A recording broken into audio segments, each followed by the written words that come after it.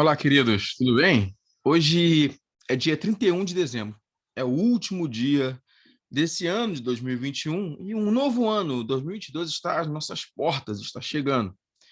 E eu queria te recomendar separar um tempinho, então, para meditar na palavra do Senhor nesse último dia do ano, refletindo sobre o que Deus nos fez nesse ano, mas eu creio até que mais importante, sobre o ano que virá. Nosso texto hoje está lá em Êxodo, capítulo 25, versículo 31 ao 40. Então, Êxodo 25, 31 ao 40. Queria sugerir que você lesse o texto aí na sua casa e depois nós vamos meditar aqui brevemente. O texto nos fala sobre a construção do candelabro. O Senhor dá ordens a Moisés para construir o candelabro. E tem muitos aspectos muito interessantes aqui. Nós vamos tratar disso no culto, logo mais de virada do ano na igreja essa noite. Então, se você puder estar presente, esteja. A gente vai fazer uma abordagem um pouco mais abrangente. Nosso tempo aqui é curtinho, então eu vou ser mais objetivo. Quero mostrar primeiro com relação à forma do candelabro. O candelabro tem a forma de uma árvore, uma pequena árvore, e tem um fogo sobre ela que é a luz que vai ser usada para iluminar. Esse candelabro, essa árvore, nos lembra duas coisas. Primeiro, a sarça ardente que Moisés encontrou quando se encontrou com Deus. E a sarça nos fala tanto da presença do próprio Senhor no meio deles, mas também da ordem de Deus ou da anunciação de Deus de que ele iria libertar o seu povo. Então, o candelabro nos faz lembrar, em primeiro lugar, que Deus está no nosso meio e que ele nos liberta. Mas não só disso, se nós voltarmos mais atrás ainda, veremos uma outra árvore que tem uma imagem parecida, a árvore da vida, que está no centro do jardim do Éden. Depois, esse candelabro, essa pequena árvore estará no centro do tabernáculo.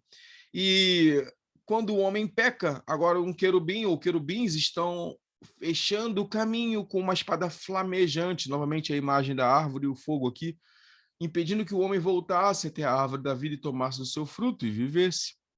Então, a árvore da vida nos lembra que Deus é a fonte de vida e que o nosso pecado nos leva à morte, mas que há um caminho que nos conduz de volta à vida, nos aproximarmos a ele. Então, a forma do candelabro, dentre outros aspectos aqui que nós não vamos ter tempo de tratar nesse vídeo, nos lembra que Deus é aquele quem vem na nossa direção.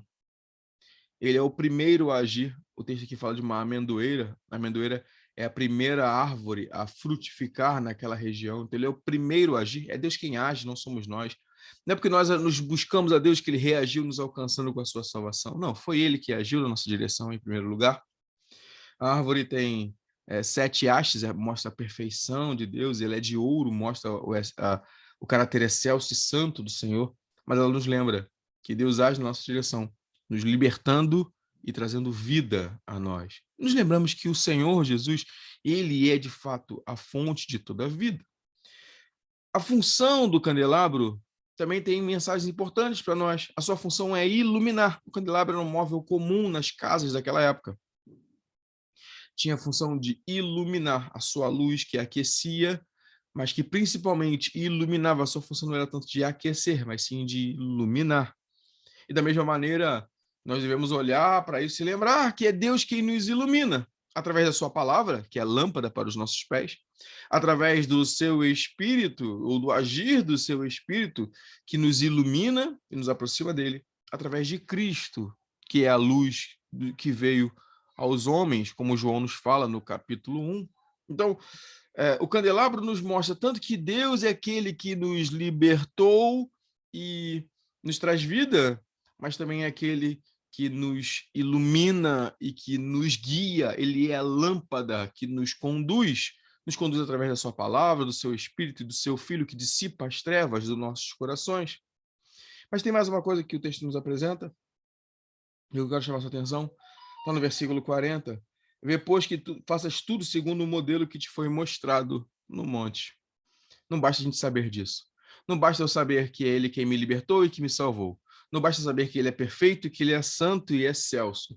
Não basta eu saber que é ele quem ilumina a minha vida pela sua palavra, pelo seu Filho, pelo seu Espírito, que assim me guia no caminho.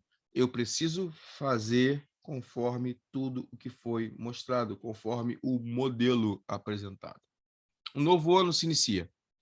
Não faremos diferença nenhuma nesse mundo se nós só ficarmos falando daquilo que nós sabemos. Nós precisamos fazer, viver. Significa proclamar a mensagem do evangelho, sim, anunciar e falar de Cristo. Mas significa viver como Cristo, agir como Cristo, amar como Cristo, influenciar aqueles que estão ao nosso redor, como Cristo fez enquanto aqui esteve. Precisamos ser entendidos ou entender que somos chamados a transformar este mundo que nos cerca. Vivemos num mundo sombrio, mas nós somos a luz do mundo. Eles precisam ver em nós a Cristo Jesus. E precisamos transformar a realidade que nos cerca. Um novo ano se inicia. Não adianta de nada nós ficarmos reclamando ou chegarmos no final do ano que vem e começarmos a reclamar de tudo que deu errado esse ano, de como os homens são maus, de como o pecado prosperou. Nós somos chamados a fazer a diferença, meu irmão, minha irmã. Somos chamados a transformar, fazer uma revolução, não pegando em armas, não pegando em bandeiras, mas vivendo uma vida de caráter, o caráter de Cristo. Recentemente, eu li algo que eu fico ainda muito pensativo sobre isso. Existem duas maneiras de influenciar uma pessoa: manipulando ou inspirando. A manipulação sempre é passageira e de curta duração, e ela é fugaz. Mas quando nós conseguimos inspirar alguém, isso é duradouro. E a inspiração só se consegue através de caráter. As pessoas vão olhar para nós, vão perceber o caráter de Cristo, vão ver as nossas obras como a luz de Cristo a brilhar neste mundo. Nossas palavras, nossas atitudes, como nós agimos, como nos relacionamos, como nos comportamos. E isso vai influenciar as pessoas, inspirar as pessoas e influenciar as pessoas que estão ao nosso redor. E a mensagem do evangelho vai transformar os seus corações. E assim veremos, gradativamente, esse mundo sendo transformado. É uma obra que o Senhor colocou para mim e para você. A obra é dele, mas ele nos insere nessa obra. E participantes dela, somos chamados a propagar essa mensagem. Um novo ano se aproxima. Que seja um ótimo ano, que seja um feliz ano novo, que seja um excelente 2022. Que possamos prosseguir caminhando, seguindo os passos de Cristo, sendo guiados pela sua luz, aquecidos pelo seu fogo nos nossos corações. Que possamos ser lembrados que ele nos libertou e que nos mantém assim, e que ele nos salve e nos traz vida, mas que possamos ser nós os promotores, os propagadores da vida e da luz de Cristo neste mundo. Que Deus nos abençoe. Amém.